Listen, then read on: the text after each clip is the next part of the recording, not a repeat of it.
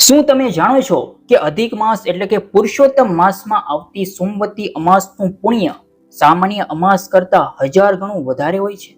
આજે હું તમને એક એવી ચમત્કારિક વાર્તા સંભળાવવા જઈ રહ્યો છું જે સાંભળવાથી ગમે તેટલા ખરાબ નસીબ પણ બદલાઈ જાય છે અને અખંડ સૌભાગ્યના આશીર્વાદ મળે છે. જો તમે પણ તમારા પરિવારની સુખ શાંતિ ઈચ્છતા હો તો કમેન્ટમાં અત્યારે જ જય શ્રી હરિ હર હર મહાદેવ અવશ્ય લખી નાખજો અને વાર્તા પૂરી જરૂર સાંભળજો, કારણ કે અધૂરી વાર્તા પાપનું કારણ બને છે. એક સાહુકાર હતો, તેને 7 દીકરા અને 7 વહુઓ હતી. તેને એક દીકરી પણ હતી. સાહુકારના ઘરે એક બ્રાહ્મણ રોજ ભિક્ષા માંગવા આવતો હતો. બ્રાહ્મણને સાહુકારની વહુ રોજ ભિક્ષા આપતી તો તે લઈ જતો, પરંતુ જ્યારે સાહુકારની દીકરી તેને ભિક્ષા આપતી તો તે તેની દીકરીને કહેતો કે દીકરી, તું સુહાગન તો છે, પણ તારા ભાગ્યમાં બહુ જ દુઃખ લખ્યું છે. આ વાત સાંભળીને સાહુકારની દીકરી ખૂબ જ ચિંતિત હતી. ચિંતાથી તેનું શરીર નબળું પડવા લાગ્યું. જ્યારે તેની માએ પૂછ્યું ત્યારે તેણે જણાવ્યું કે માં, જે બ્રાહ્મણ રોજ ભિક્ષા માંગવા આવે છે તે કહે છે કે દીકરી, તું સુહાગન તો છે, પરંતુ તારા નસીબમાં દુઃખ લખ્યું છે. આ વાત સાંભળીને જ્યારે તેણે પોતાની માને આ જણાવ્યું તો માએ કહ્યું કે કાલે હું પણ સાંભળીશ કે તે તને શું કહે છે. આગલા દિવસે જ્યારે તે બ્રાહ્મણ ભિક્ષા લેવા આવ્યો તો તેની માં છુપાઈને બેસી ગઈ. જ્યારે દીકરી ભિક્ષા આપવા લાગી તો ફરી બ્રાહ્મણે ફરીથી એ જ વાત કહી. એટલી વાત સાંભળીને તેની માં બહાર આવી ગઈ અને બોલી, એક તો અમે રોજ તને ભિક્ષા આપીએ છીએ અને ઉપરથી તું અમને કોસે છે. ત્યારે બ્રાહ્મણે કહ્યું કે હું આને કોસતો નથી, જે સાચું છે તે જ બધું જણાવું છું, ભાગ્યમાં લખ્યું છે તે જ કહું છું. ત્યારે તેની માએ બ્રાહ્મણને કહ્યું કે જો તમને આ ખબર જ છે કે આના ભાગ્યમાં દુઃખ લખ્યું છે તો જણાવી દો, આ બધું દુઃખ કેવી રીતે દૂર થશે. ત્યારે બ્રાહ્મણે કહ્યું, 7 સમુદ્ર પાર એક પરમ પવિત્ર સોના ધાબણ રહે છે, જે ભગવાન શિવ અને ભગવાન વિષ્ણુની પ્રિય એવી પુરુષોત્તમ સોમવતી અમાસનું કઠિન વ્રત કરે છે. જો તે પોતાના વ્રતનું ફળ તમારી દીકરીને આપી દે તો આનું નિવારણ થઈ શકે છે, નહીં તો વિવાહ થતાં જ આના પતિને સાપ કરડી જશે.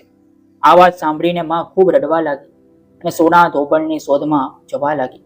ચાલતા ચાલતા રસ્તામાં તડકો પડવા લાગ્યો. સાહુકારણી એક પીપળાની નીચે બેસી ગઈ. તે પીપળાના ઝાડ પર એક ગરુડ પક્ષીનો માળો હતો, જેમાં ગરુડનું એક નાનું બચ્ચું રહેતું હતું. સાહુકારણીએ તે માળાની પાસે એક સાપ ચડતો જોયો તો તેણે તે ગરુડના બચ્ચાને બચાવવા માટે તે સાપને મારીને ઢાલની નીચે મૂકી દીધો. જ્યારે ગરુડ પંખીણી આવી તો તેણે માળાની પાસે લોહી જોયું તો તે ક્રોધિત થઈ ગઈ. ત્યારે તે સાહુકારણીને ચાંચ મારવા લાગી. ત્યારે સાહુકારણીએ કહ્યું, આ સાપ તમારા બચ્ચાને ડસવાનો હતો, પરંતુ મેં આને મારી નાખ્યું. ગરુડ પંખીણીએ પોતાના બચ્ચાને સહી સલામત જોઈને કહ્યું, સાહુકારણી, તમે જણાવો, શું માંગવા માંગો છો? માંગો. ત્યારે સાહુકારણીએ કહ્યું, મારે 7 સમુદ્ર પાર સોના ધાબણના ઘરે જવું છે. શું તમે મને ત્યાં છોડીને આવી શકો છો?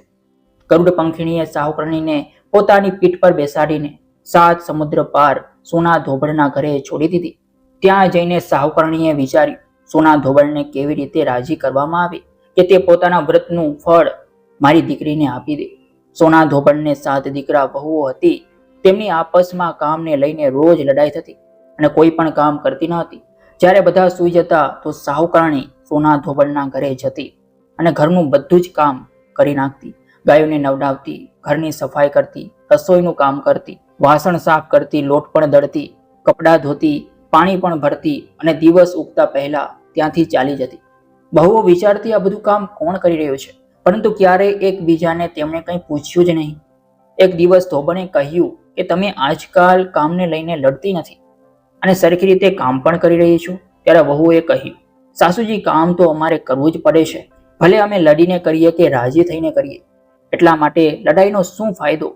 આજકાલ અમે ખુશ થઈને જ બધું કામ કરી લઈએ છીએ. કઈ વહુ કામ કરે છે? આ જોવા માટે સોના ધોબણ તે રાત્રે સૂઈ નહીં. તેણે જોયું, રાત્રે એક અજાણી સ્ત્રી આવી અને આખા ઘરનું કામ કરીને જવા લાગી. સોના ધોબણે તેને પકડીને કહ્યું, તું કોણ છે અને તને એવી શું જરૂરત છે જે તું આટલું બધું કામ અમારા અહીં આવીને કરી રહી છે? સાહુકારણીએ કહ્યું, જરૂરત છે ત્યારે જ તો હું અહીં આટલું કામ કરી રહ્યું છું. સોના ધોબણે પૂછ્યું, તારે શું જોઈએ છે? ત્યારે સાહુકારણીએ કહ્યું, પહેલા તમે વચન આપો કે જે હું કહીશ તે તમે માનશો, ત્યારે જ હું જણાવીશ. સોના ધોબણે વચન આપીને કહ્યું, હવે જણાવો, શું જોઈએ છે? સાહુકારણીએ કહ્યું, મારી દીકરીના ભાગ્યમાં વૈધવ્યનું દુઃખ લખ્યું છે, એટલા માટે આપ તેને સુહાગ આપી દો અને પોતાની પુરુષોત્તમ સોમવતી અમાસનું ફળ તેને દાનમાં આપી દો. સોના ધોબણ પોતાના વચને બંધાઈને માની ગઈ અને પોતાના દીકરા વહુથી બોલી, હું સાવકર્ણીને સાથે જઈ રહ્યું છું. પછી બંને સાવકર્ણીના ઘરે ચાલી ગઈ. સાવકર્ણીની દીકરીના લગ્ન થવા લાગ્યા. વરરાજો ફેરામાં બેઠો. સોના ધોબણ વરરાજાના ઘૂંટણીની પાસે કાચો કરવો રાખીને તેમાં દૂધ નાખીને અને દર્ભનો તાર લઈને બેસી ગઈ. થોડી વાર પછી સાપ વરરાજાને ડસવા આવ્યો. સોના ધોબણે કરવો આગળ રાખ્યો અને તારથી સાપને બાંધી દીધો. પરંતુ ભયના કારણે વરરાજો ત્યાં જ મરણ પામ્યો. ત્યારે સોના ધોબણે પોતાના લલાટમાંથી રોલી કાઢી, માંગમાંથી સિંદૂર કાઢ્યું, આંખમાંથી કાજળ કાઢ્યું અને મહેંદી કાઢીને ટચલી આંગળીથી છાંટા માર્યા અને બોલી કે આજની તારીખ સુધી મેં જેટલી પુરુષોત્તમ સોમવતી અમાસ કરી છે તેનું ફળ સાહુકારની દીકરીને મળી જાય. એટલું કહેતા જ જમાઈ તત્કાલ જીવિત થઈ ગયો. જ્યારે સોના ધોબણ પાછી જવા લાગી ત્યારે સાહુકારણી બોલી, તે મારા જમાઈને નવું જીવન દાન આપ્યું છે, એટલા માટે તું કંઈ પણ માંગી શકે છે. તે બોલી, મને કંઈ નથી જોઈતું, માત્ર એક માટીની પવિત્ર હાંડલી આપી દો. સોના ધોબણ હાંડલી લઈને પોતાના ઘરે પાછી જવા લાગી. રસ્તામાં પાછા ફરતી વખતે પવિત્ર પીપળાનું ઝાડ આવે છે અને તે દિવસે પુરુષોત્તમ સોમવતી અમાસનો જ પાવન દિવસ હોય છે. આ શુભ સંયોગ જોઈને સોના ધોબણે તે હાંડલીની મદદથી પીપળાની 108 પરિક્રમા લગાવી, વ્રતની પૂજા કરી અને તે હાંડલીને પીપળાના ઝાડની નીચે પધરાવી દીધી.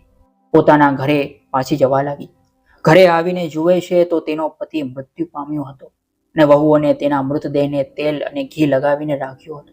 ત્યારે સોના ધોબણ જરાય નાસીપાસ ન થઈ. તેણે પોતાના ડબ્બામાંથી રોલી કાઢી, માંગમાંથી સિંદૂર કાઢ્યું, આંખોમાંથી કાજળ કાઢ્યું અને નખમાંથી મહેંદી કાઢીને પોતાની ટચલી આંગળીથી છાંટા દીધા અને મનમાં પ્રાર્થના કરી કે મેં જે રસ્તામાં પીપળાના વૃક્ષ પાસે પવિત્ર પુરુષોત્તમ સોમવતી અમાસનું વ્રત પૂજન કર્યું છે તેનું ફળ મારા પતિને મળે. એટલું કહેતા જ ભગવાન શ્રી હરિ અને શિવજીની કૃપાથી તેનો પતિ અચાનક બેઠો થઈ ગયો, જાણે નિંદ્રામાંથી જાગ્યો હોય. તેના પછી તેના ઘરે એક જ્યોતિષી બ્રાહ્મણ આવે છે અને કહે છે, સોના ધોબણ, મને તારી સોમવતી અમાસની દક્ષિણા આપો. ધોબણ કહે છે, દેવ, અમાસ તો રસ્તામાં આવી હતી, એટલા માટે મેં ઘરે કંઈ નથી કર્યું.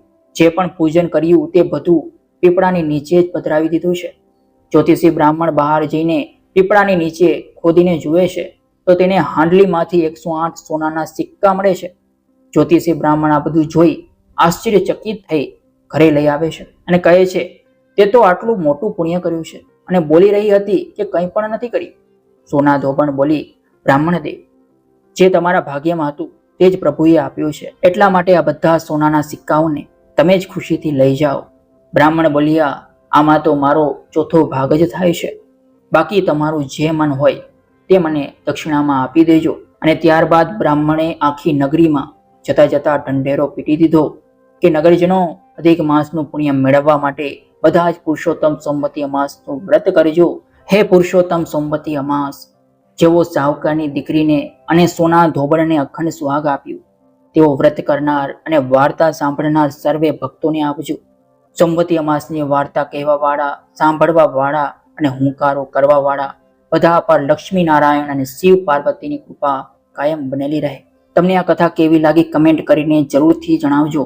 સાથે જ આપણી ચેનલ ગુજરાતી ટેલ્સને અવશ્ય સબસ્ક્રાઇબ કરી લેજો. ફરી મળીશું એક નવી દિવ્ય કથા સાથે. ત્યાં સુધી નમસ્કાર, જય મહાકાલ, ઓમ નમઃ શિવાય, હર હર મહાદેવ.